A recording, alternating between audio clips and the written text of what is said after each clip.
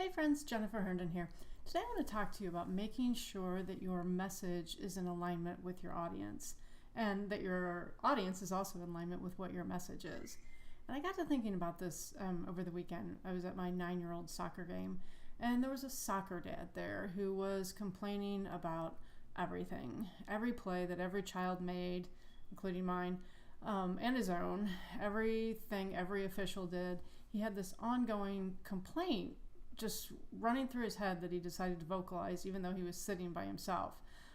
Finally, when he was able to engage another woman in his complaining, I had to move. I couldn't take it. And it really stuck with me, though, sort of the level of how he's sitting through something that I'm sitting through, and we're having these totally different experiences. I'm having a great time watching my kid, seeing him have fun playing soccer. And it made me think about a couple of things. First of all, from a personal note, I'm thinking this guy is probably someone who complains about everything. He probably is also unhappy with his job and whatever else he does in life. And I guess it's being an entrepreneur and having an entrepreneur's perspective. But, if you don't like something, change it. Nobody's making him participate in soccer, and it applies to anything in your life. No one is making you do anything you're doing. If you find sort of a running negative narrative going through your head, it's time to change it. Whether it's an activity, a hobby, a relationship, a job, pay attention and be tuned into that, because that is, I'm all about having a bigger business. I'm also all about having a better life. And really, your bigger business is going to start with your better life. So from a personal note, I want to say that this morning. And then from a professional note, how it applies to building your business. One thing that I'm learning that's having a great impact on my business is making sure my audience is connected to what my message is, and that my message connects with who my audience is. And I'll go back to Soccer Dad for a minute here. What he wanted was, a place where his son could play competitive soccer. He was complaining about the officials. He was complaining about the instruction. He was complaining about there being no incentive for the kids to win the game. And what we're involved in is called an instructional soccer league. It's a bunch of third grade kids who get together once a week and practice and then have one game a week. And they don't even keep score. So of course there's no incentive to win. That's not what this league is about. So the message that the soccer dome where we play is sending is not congruent with what he wants to hear. So he needs to go somewhere else. He's not part of their audience.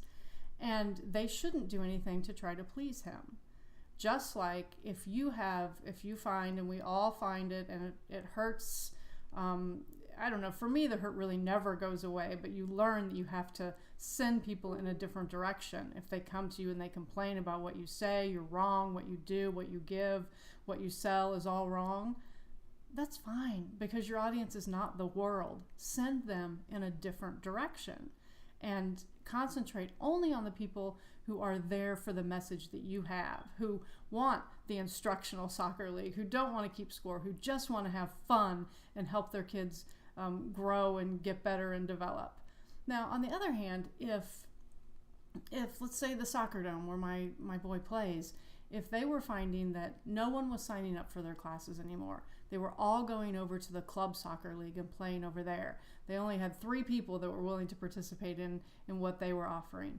Then the soccer dome would have to look at the message they were sending and realize, well, maybe this is not what parents and kids are wanting. They want competition. They want, a more structured environment, and they would have to change their model and change their message and go towards what people wanted. And that's also something that you have to be conscious of when you are designing your programs and your products is, are you speaking to what your audience wants? And that's one of the reasons when I've been designing a new group coaching program, and for the longest time I thought, well, I have to have everything in place before I launch this.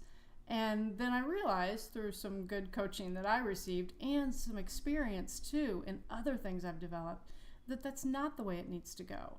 That first I need to outline what I want to teach, but then I really need to listen to what my audience wants before I develop it all out. And because, a lot of people will do something, they'll develop something, they'll write a book or a program or a product, and then no one will buy it. And they spent hundreds of hours in putting into developing it and getting it just right, and they find out, well, it's not what their audience wanted. So sometimes, instead of thinking about sort of what you want to give, you do also have to listen to your audience. And if it's not what they want, go in the direction that they are sending you. The best way to do this is by asking them, by having a relationship with people who follow you, and asking them what it is they want, how you can help them. And you can do this amazingly easy through simple surveys that don't even cost any money. We'll talk about that next time, or another time. But for today, what I want to leave you with is make sure that you don't try to please everyone, that people who don't resonate with your message, you're sending them off in a different direction and wishing them well. And on the other hand, that you're also listening to your audience and that you're giving them what they want from you. All right. Thank you. Have a great day. Talk to you tomorrow. Bye-bye.